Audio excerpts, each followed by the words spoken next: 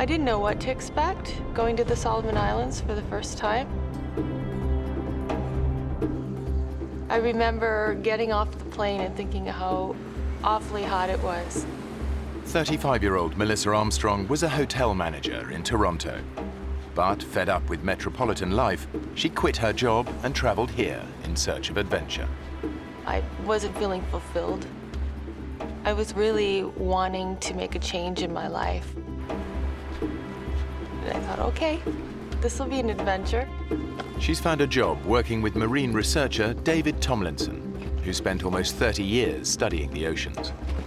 I began diving in 1963 in the Bahamas. I'm very lucky to be able to study much of our oceans and see things that not a lot of people get a chance to see. Hey. Hi. How you doing? Good. Stephen, Peter, this is Melissa. Hey. So you all set to see Cavachi? Yeah. Yeah? All right. Come on aboard. The dive site is 20 miles offshore. Melissa has never been diving so far from land. I was excited. I felt good about the dive. It wasn't until I went out there that I thought, oh, wow, I'm really out in the middle of nowhere. And then when we got to the dive site, something inside of me changed, and I thought, there's something wrong. What's up? Nothing. Well, I guess maybe I'm just a little nervous. What about? I was a little embarrassed because I wanted to be like the guys, one of the guys, and I said, I'm afraid of sharks. No, you don't have to worry about sharks. They're much more afraid of us than we are them. I doubt it. I'm serious. They hardly ever bother divers. Now, if you were up on the surface like a surfer, flapping around, then you look like shark bait. But when you're down below, there's nothing to worry about. Can you zip me up? If it was me, I wouldn't be worried about the sharks. I'd be worried about you diving right on top of a volcano. Well, that wasn't something I had ever even contemplated. So now I'm thinking sharks, volcano exploding, sharks and volcano. Don't listen to him. If it wasn't safe, we wouldn't be here. But David knows more than he's letting on. I had heard from the local fishermen that there was a couple big sharks out here, big hammerheads, that have been coming in and bothering some of the local fishermen. But at that stage, she didn't need to know that.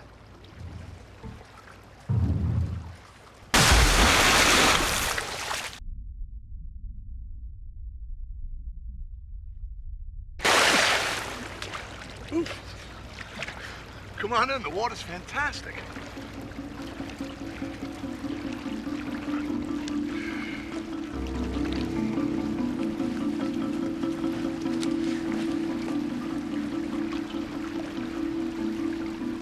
Then I got my gear on. I looked at the boatman and I said, Here I go. Say a prayer for me. and I thought, well, why did I say that?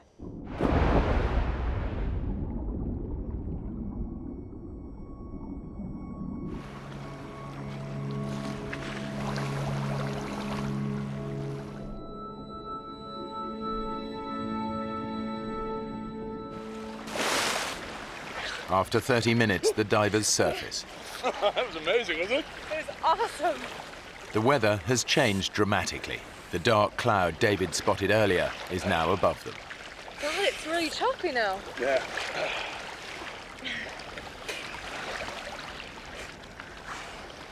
There's the boat, it's miles away. Yeah, the current must be really strong. Hey! Hey, guys! Hey! We're behind you! Hey! I remember thinking, oh, okay, that's no big deal.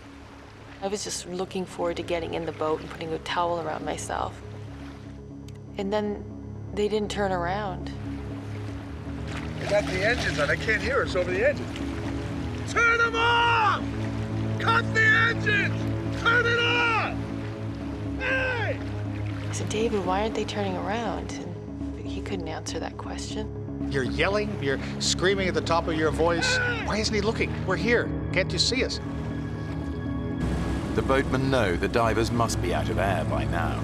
They expect to see them surface, but the dark sky has made the divers impossible to spot.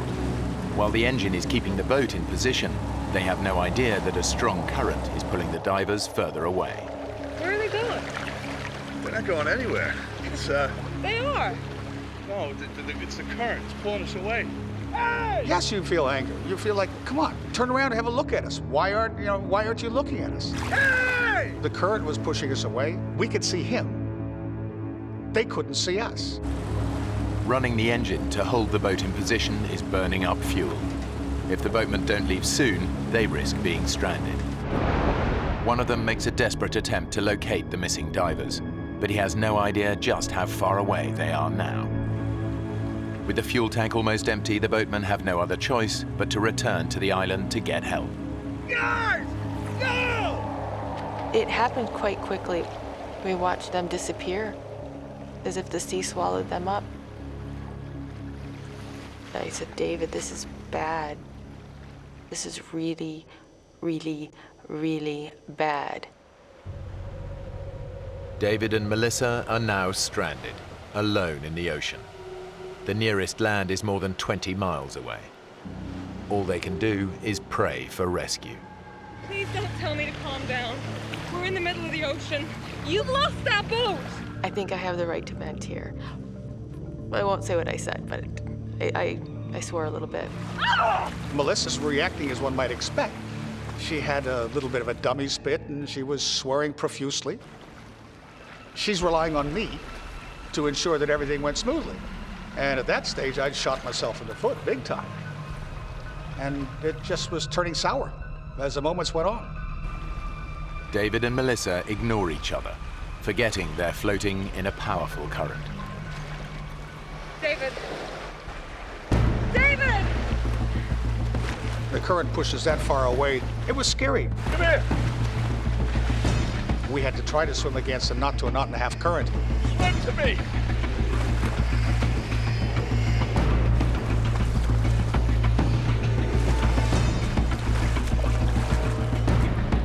Just a couple seconds of being apart, I thought, oh my gosh, we just can't let that happen. I took her regulator, shoved it in through my BC, which was an easy way of making sure that we didn't get separated. Because separation in a scenario like that can be deadly. Not that I'm not a control freak, but I had to help stay in control for us to survive. 20 miles away, the boatmen get back to the island and raise the alarm. Lost 2 divers out there. The locals know the seas around here well. They've all heard the stories of giant hammerhead sharks preying on fishermen. They know they may not have long, and search parties race out on the hunt for the missing divers. David and Melissa can only hope that help is on its way. But with each passing hour, they're getting more nervous. In the Solomons, there's a phenomenal amount of sea life there. Our biggest fear at that stage, I believe, was sharks. I'd imagine them circling below us. This big mouth coming up and tearing into one of us.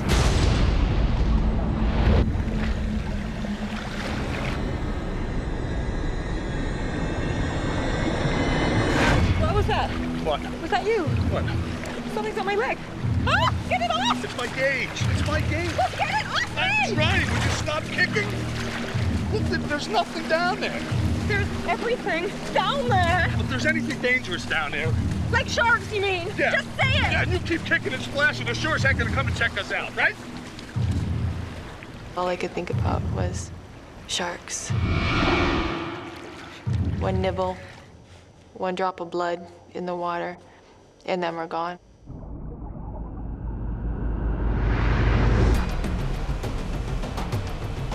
The search parties have finally reached Kabachi, but they have no idea that David and Melissa have already drifted miles away in the current. They continue to search above the volcano.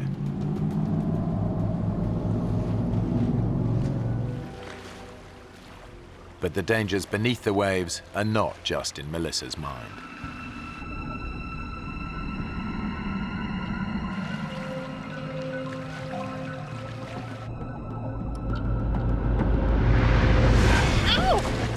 me! What? Where? Ow! Then I looked in the water, and there were millions of these little globs, little translucent balls. Oh, jellyfish! All right, look, they hurt. They're not gonna kill you, okay? Just swim through.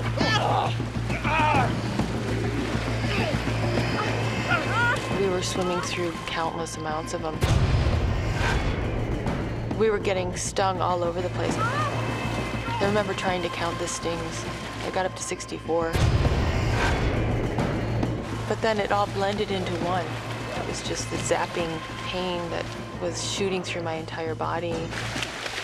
Oh, my lip is killing me. My hands are on fire! That's okay. I'll go down in about an hour. Are you okay to go on? Yeah. Yeah? Desperate to escape the jellyfish, the divers splashed around on the surface. They've broken David's golden rule and become a magnet for predators. As I'm looking around, I'm looking straight down, and I see this little dot coming. I felt David, he pulled me to the right, abruptly. David, what are you doing? And I pulled back, and he pulled me, and I'm like, what? It was coming straight at me from the depths, literally, from what I could see, straight at my face. Coming right up! It was this huge, ugly barracuda, probably 5.5 feet.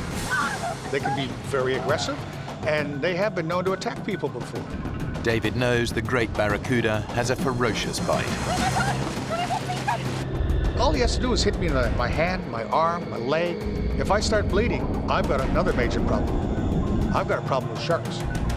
Against two sets of razor-sharp teeth, David's only defense is his camera. I needed something to ram and protect us. That was the first thing to use.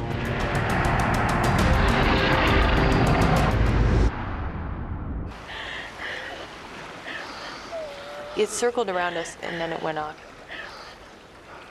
He couldn't believe it didn't do anything else. It's gone. But I kept looking for it because I just didn't want to be caught by surprise by one of those.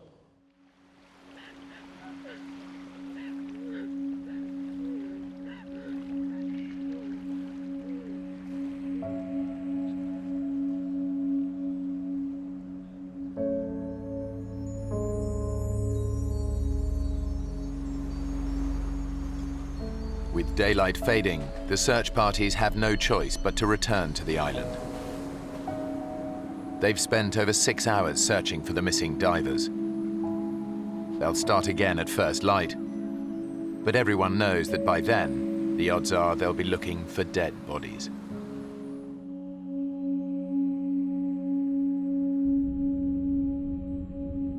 I had taken my mask off, and I remember putting my arm through it. I went to reach for it, and it was gone. Oh, God.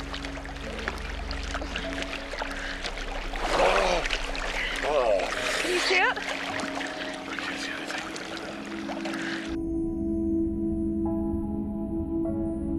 That's horrible because as far as survival is concerned, that's such an important tool.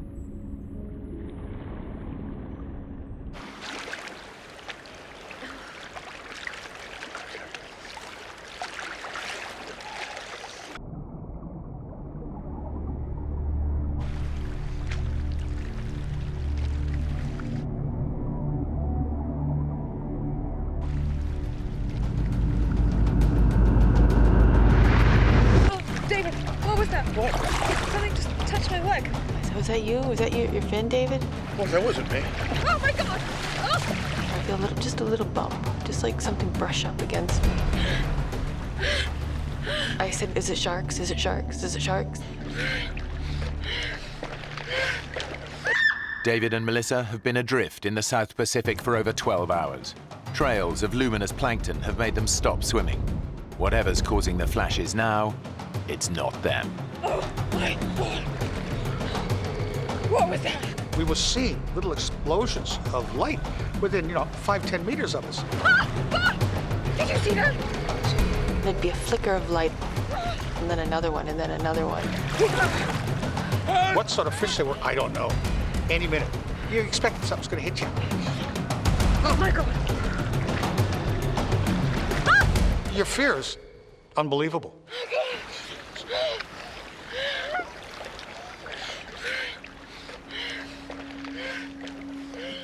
The night was the most stressful time I've ever had in my life.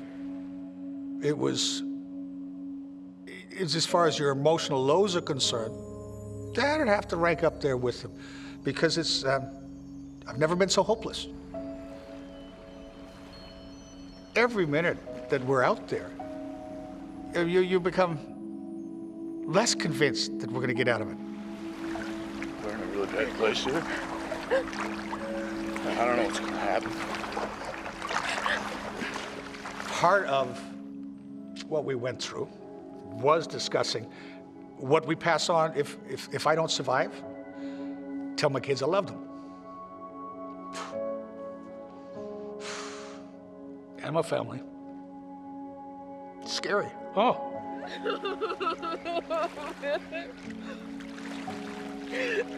It was really important for me that if he were to survive, I wanted him to tell my mom and dad that they were good parents.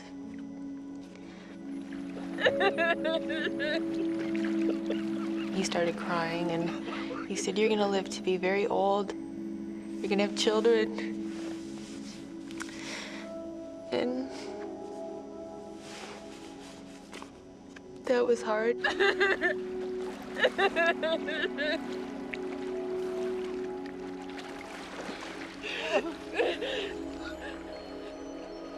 I had fought against the idea of death.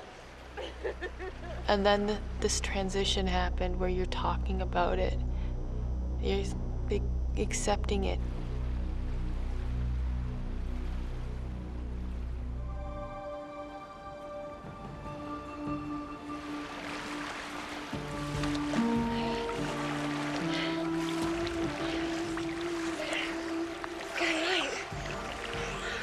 After living through that darkness and then seeing the light, it just changed. It just gave me something I didn't have.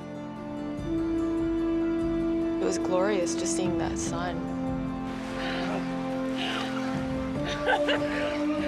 It was one of the finest sunrises I've ever seen in my life. It's just to watch the light come up was great.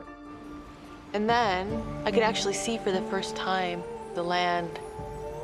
I could see that it was actually tangible. Oh, you're closer. It is closer.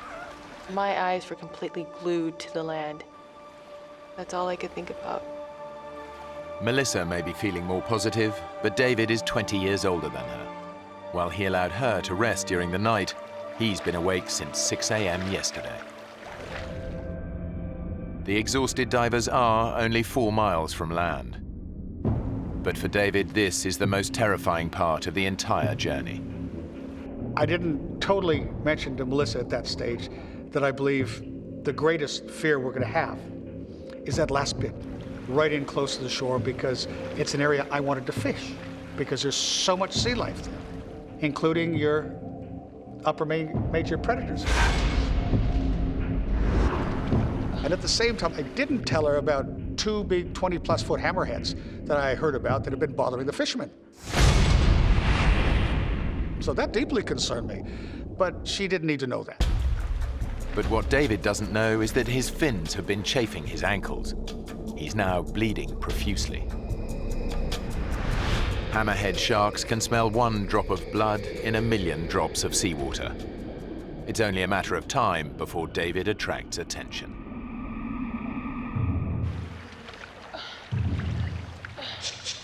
I remember thinking, what's that piece of plastic sticking out of the water?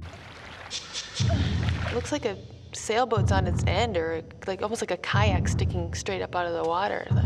Well, what's that plastic? Oh, David! David! It's a shark. What? I saw a fin. Look! That woke me up. I said, did it sort of look like this? And she says, yeah. And what I sketched with my finger was a dorsal fin of a hammerhead shark.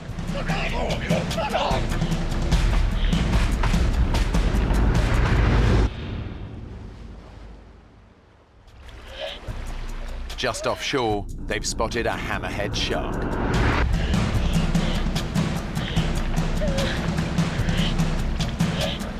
I'd never seen anything like this. It was huge. You're talking a 6+ meter shark. That's a big shark. I figured if it's gonna happen, I want it to happen fast. I hope it doesn't bite my leg. I hope it just sinks its teeth right into my heart. And bang, it's over with. This was my greatest fear.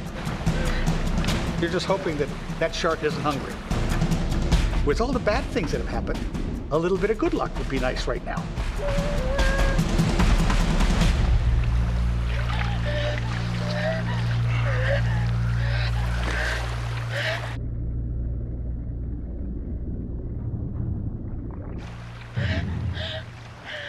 The hardest problem is that you know it's still nearby. You're still waiting in the back of your mind, it's going to sneak up on you. The divers make a last desperate attempt to reach land. After 26 hours in the ocean and an agonizing 20-mile swim, they're finally just a few hundred yards from their goal. But getting ashore is far more dangerous than they ever imagined. This wasn't a sandy beach that we would float up to gently. This was an extremely pitted, jagged, horribly craggy shoreline. Take a look at the rocks. I knew that with our bodies being so soft, so pliable, our skin just being mushy, all I could think of was how badly we're gonna be torn up. 26 hours in the water has taken its toll on their skin. I looked at my hands, and my hands were just unbelievably wrinkled from being in the water for so long. And right in the corner of my thumb, just where my nail meets, a bit of flesh had fallen off. At that stage, our flesh is so soft from being in the water so long, it's not going to take much to hurt ourselves badly. It just takes a little piece of rock that's sticking up, and it's going straight through you.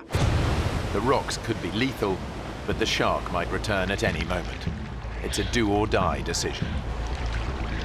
Give me your vest. I discussed with Melissa exactly what we're going to do. We've worked out a plan. Put that out in front of you. The body surfing on these, okay?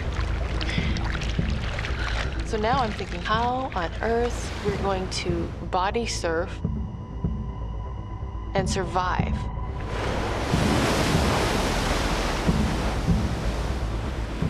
But what choice did we have?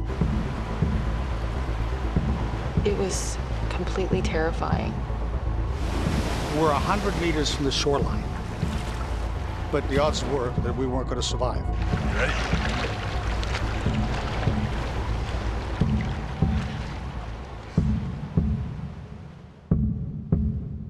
And I just happened to turn left, and I don't know why I turned left and looked. And then I heard him say, "I'll be damned.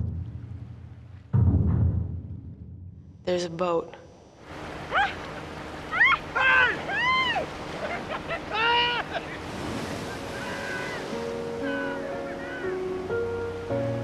It was unbelievable. It couldn't have been at a more beautiful time.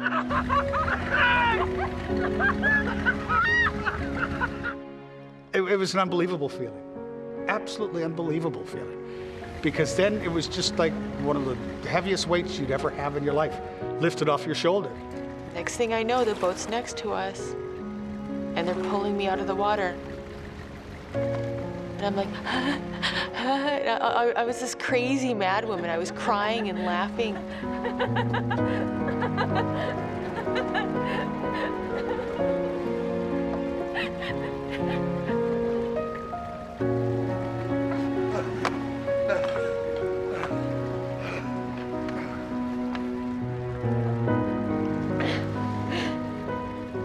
thinking, I was just lost at sea. I was just lost at sea for 26 hours. The sharks didn't eat us. We didn't die. I'm alive. David and Melissa swam 20 miles before they were finally rescued and returned to dry land. There was my brother Owen. Greatest sight in the world. I didn't know whether to hug him or belt him over the head. I really didn't. David, what have you done now? But he's a bit sunburned, so I didn't want to give him too big a slap. I gave him a hug instead. I'm Owen. I said, you do this again, boy, and you're on your own. I'm not flying halfway around the world to save your ass. Oh, sorry, kid. And it was just great to see him. It's ever since then, every morning you wake up, it's wonderful to start a day, standing on dry land. David still lives in the Solomon Islands and dives regularly.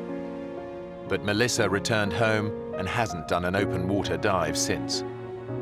The two of them remain good friends.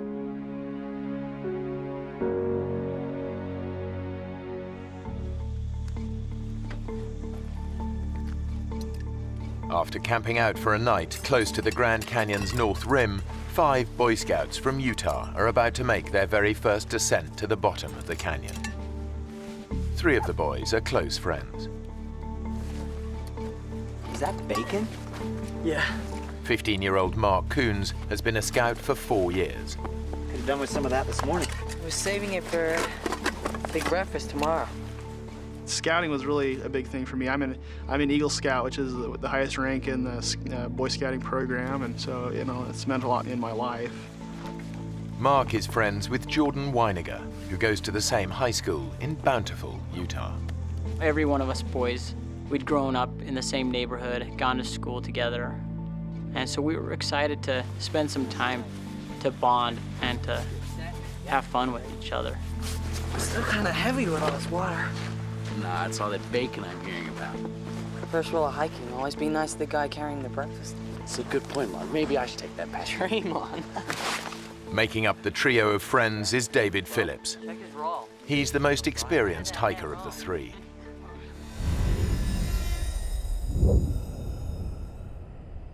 It's June, and the day is shaping up to be blisteringly hot. The leaders are following the first rule of Grand Canyon hiking. Take water and plenty of it. Okay, boys, don't leave anything behind. It's a real deal today. We're going over the rim. Guy Davis is the Scouts' leader. Most of the boys that went, I knew very well. They were about as high as kites. They were excited for the experience. I still remember my first time in the canyon. Veteran hiker Lauren Pace is in charge of navigation. Earl. He's also brought his brother Earl along. They're having a good time. Yeah, why not? Time of their lives. After a couple of hours hiking, the boys reach the canyon's north rim.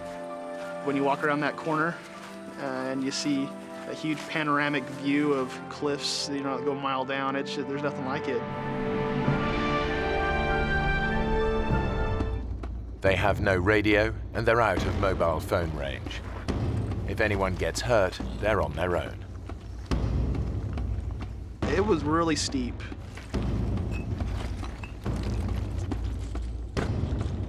As the most experienced hiker, David takes it in his stride. Pack's off, guys. Mark is a little more cautious. You'd have to climb down a big rock and hand packs down to other people. I got it.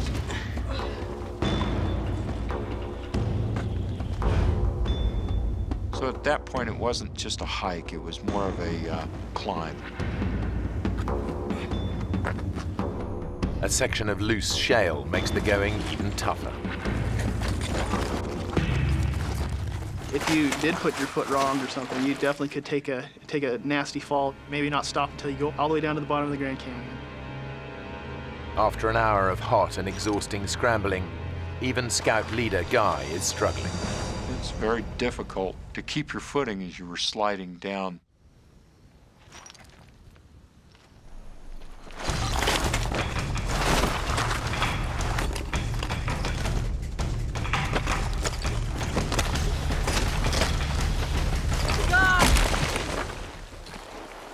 okay?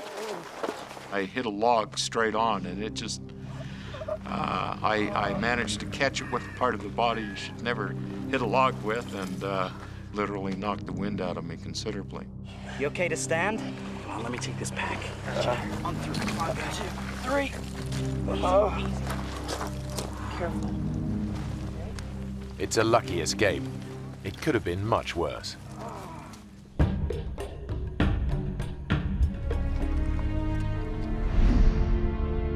In fact, they're still a tough day's hike from the river, and their water is almost gone.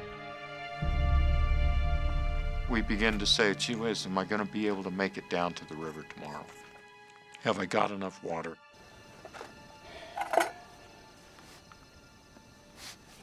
Their obsession with every drop of water is becoming overwhelming. Hey, Jordan, don't let it boil. It's a waste. Just gonna heat it a little. Hey, George, they're much better dry. They're nutritious and delicious. It's like having loads of little worms in your mouth, just wriggling about. I'm not hungry. Come on, Mark. You gotta eat something. I thought it was odd that I wasn't hungry after all that work all day. I don't know if that's some kind of side effect of dehydration or not.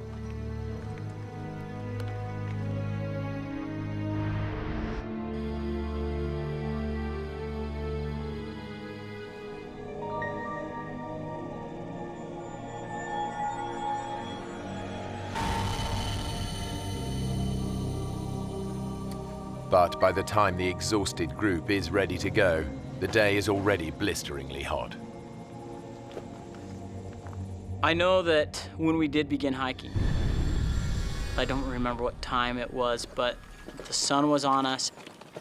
It was hot.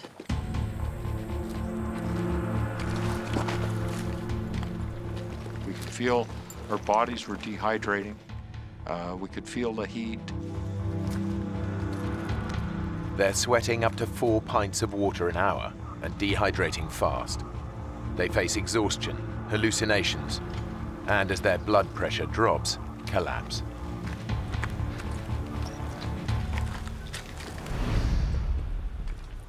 Just before noon, they face yet another ordeal.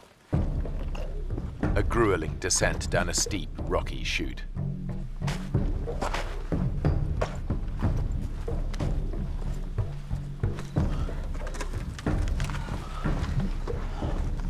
The few hours the boys hoped it would take to reach the river have long passed, and they're not even close.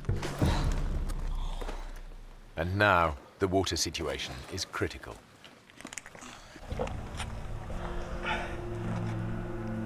Is that it? You? Not a drop. David shared a lot of his water. Who wants it? He gave the most of his water to anybody. Go on, George.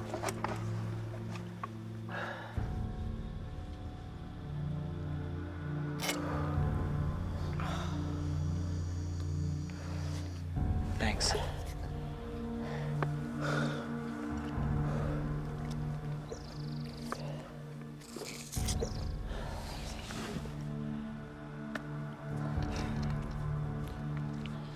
That's it. Their life-saving water has gone, and they're still a good half day from the river.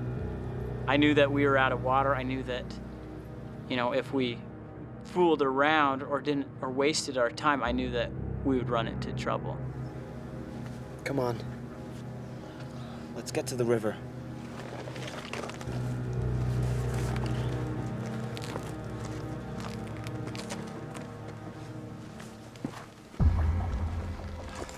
Guy is struggling most in the unrelenting heat. He's fallen behind the rest of the group. It was like being in an oven. I was physically exhausted. Severe dehydration is putting Guy's body under intolerable pressure. Finally, it just gives out.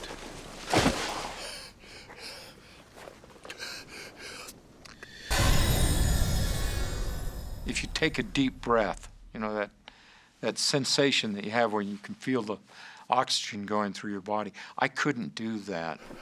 The best I could do is reach a shallow breath, basically.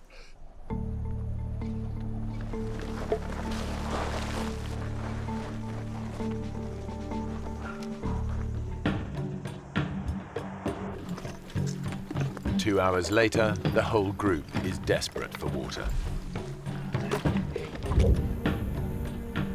Anybody got any water left? No, I'm out.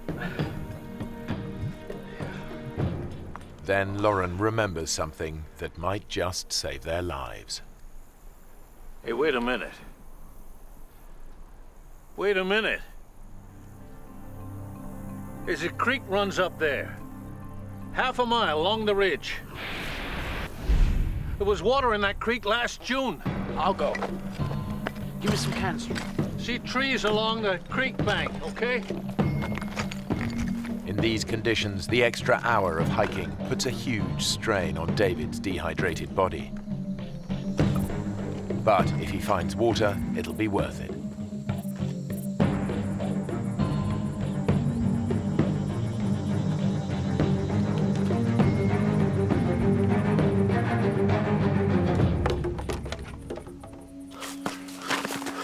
The creek is dry as dust.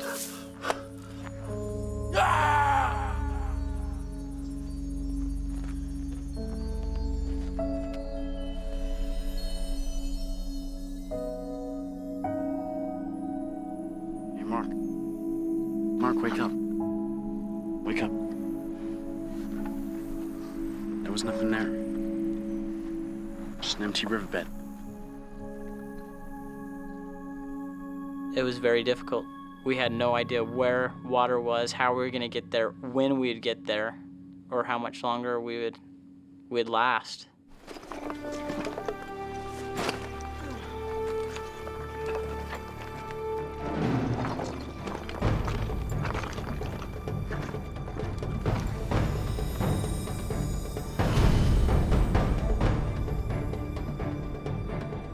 After 6 hours tough hiking, they're still a long way from the river. The temperature has climbed to a searing 112 degrees Fahrenheit. Dehydration and exhaustion are taking their toll. Our bodies became weak very fast. Our pace that we were walking slowed down extremely.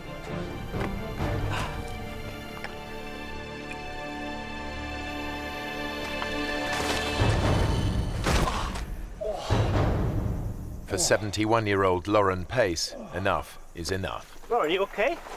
Don't fuss. I'm okay. I'm okay. Listen, guys. The sun is a killer. There's some shade here. We should wait till it's dark.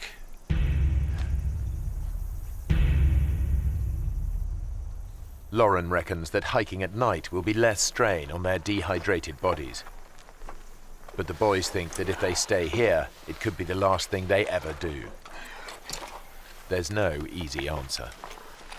There was a feeling among the boys that if we stayed there, that we would die, and it was urgent, not something that we could just sit around and wait for. It's hours till sunset. We stay here till night, we're all dead. Well, Lauren knows where to go. Right. So he can tell us where to go.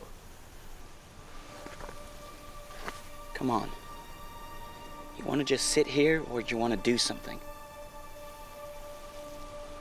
Let's do it. Mark? Okay. Going against their leader's advice is a big decision for the boys. Lauren, we need to go on. You shouldn't travel in this heat. We're going. When we left Lauren and Earl under that rock in the shade, it didn't feel like even a decision at all. It was more like, we have to. Armed with directions, the boys head out. They're determined to reach the river and bring water back for the others.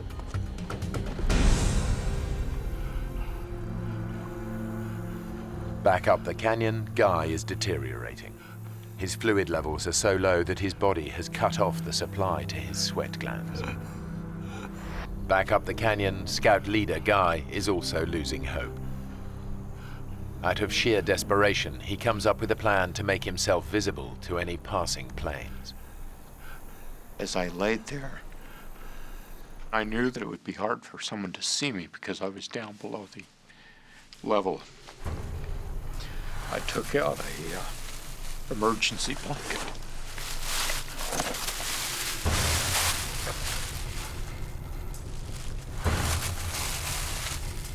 Guy is totally alone and virtually helpless. It's his darkest hour.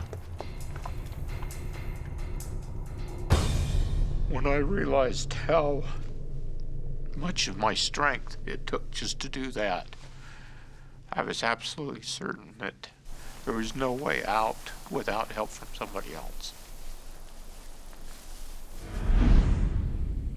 Sheltering under cliff-top boulders, the boys realize they face a slow and painful death from dehydration. In my mind, I knew we were gonna die.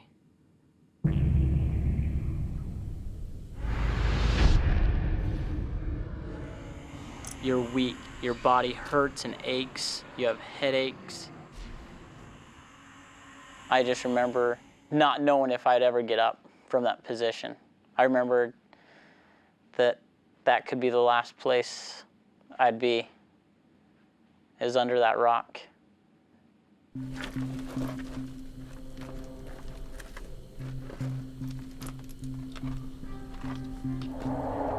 The boys start to drift in and out of consciousness. I had a dream of myself in a coffin. You know, my family had walked by, but my littlest brother just broke down in tears, covered his eyes.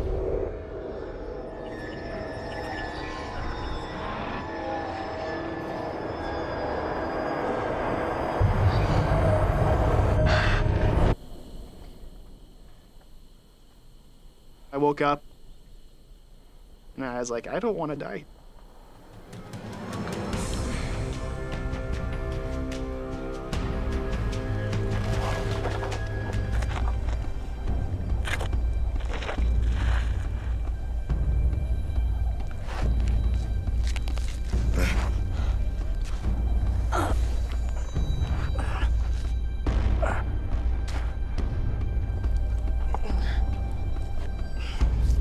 Even for experienced climbers, this would be a dangerous descent. But Mark has no ropes and has never rock climbed in his life.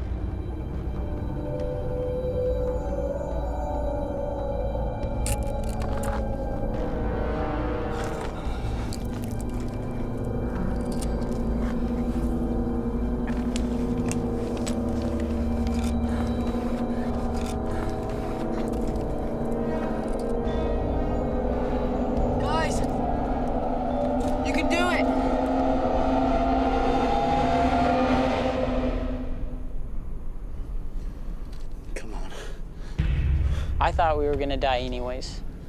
To me, death was gonna happen. And so it seemed like anything would be better, even if it was a ridiculous plan.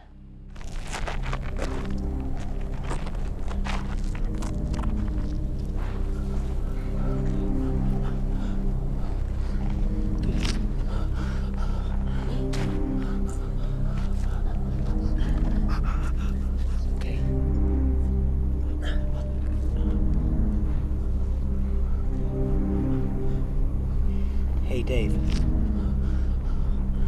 How are we gonna get back up this? To the others.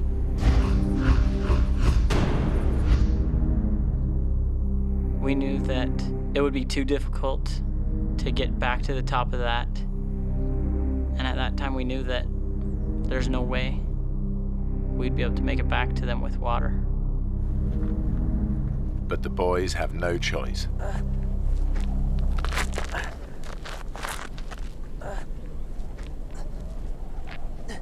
We climbed down that cliff, which was very frightening to me, because I knew that if any of us fell, we would die.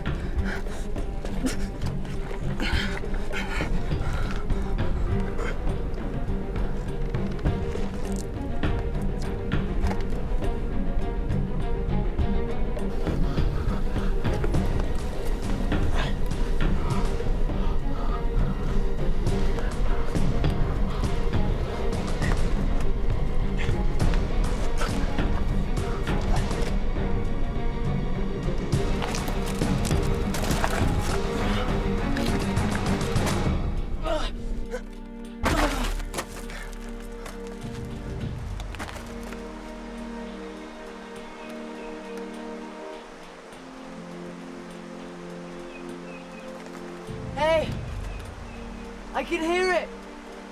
The river!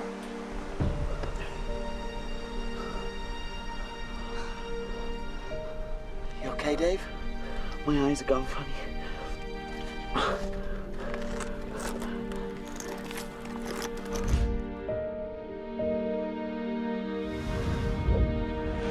It's a terrifying climb, but David and Jordan finally make it down as well.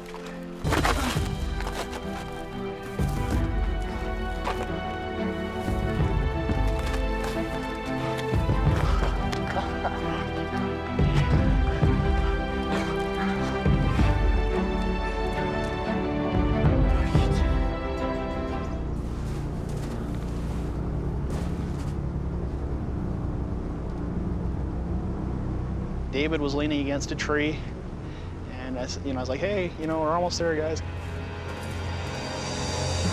And at that point, David collapsed. David? Dave? You okay? Me and Mark went over to him. Dave. And I remember seeing Dave's eyes roll back in his head, and his breathing is really jumpy. Yes.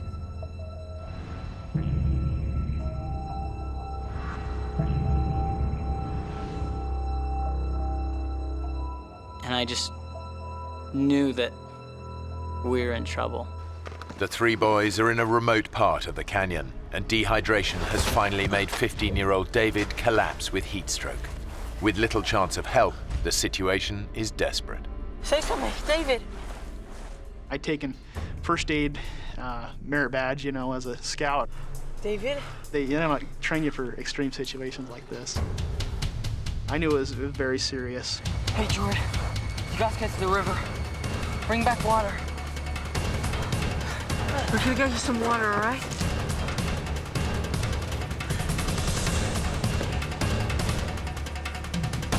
And as I went around the first corner, I could see the water, and it was about 100 yards away.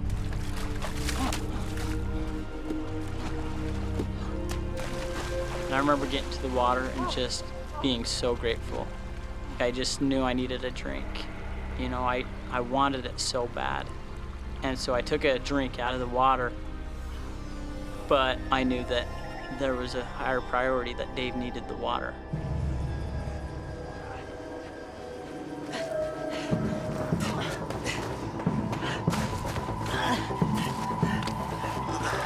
Why isn't he swallowing it? Pour it on him. So the next thing we could think to do was to pour it on him to cool him off. Come on, man. I'm out. I'll go. Hurry, okay? Hurry! I got to the river,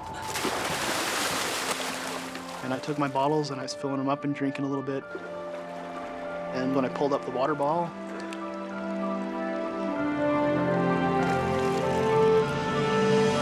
I could not believe it. I saw two big yellow rafts coming around the corner. Hey! Hey, over here, help! Hey! My friend is dying! Help me! The next thing I knew is I heard Mark yelling help from the distance, and I was just hoping for something. It's an incredible stroke of luck. A minute earlier or later, and the rafters would have passed by without finding the boys. David. David, can you hear me? What's more, the rafting party is made up of off-duty doctors and paramedics. Let's get him back down. Let's get him wet. Now it was such a great relief to me to know that there's somebody here that knows how to take care of Dave. Mayday, mayday. David is in good hands, but with night falling, there's no chance of a helicopter rescue before dawn.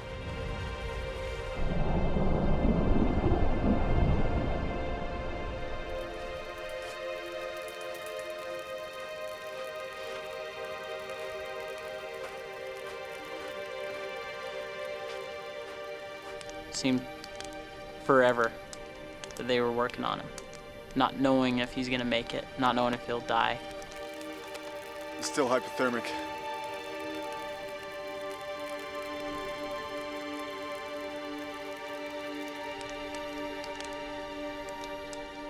It was dark, so I can't really put a time on it, but somewhere around 10 that night, the one that said he was a doctor came over and said, "I'm sorry to inform you, but your friend has just passed away." Sorry.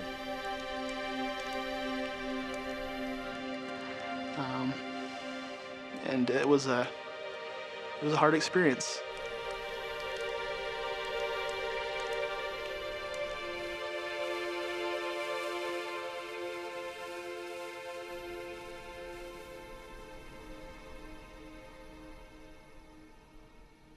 I think it really tore apart our hearts, knowing that our friend was gone.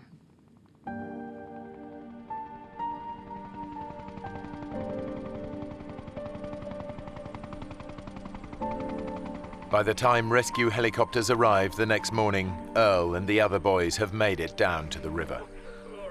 Thanks to his emergency blanket, Guy was quickly located, while Lauren was finally found wandering alone in the canyon. They're all devastated by the news of David's death.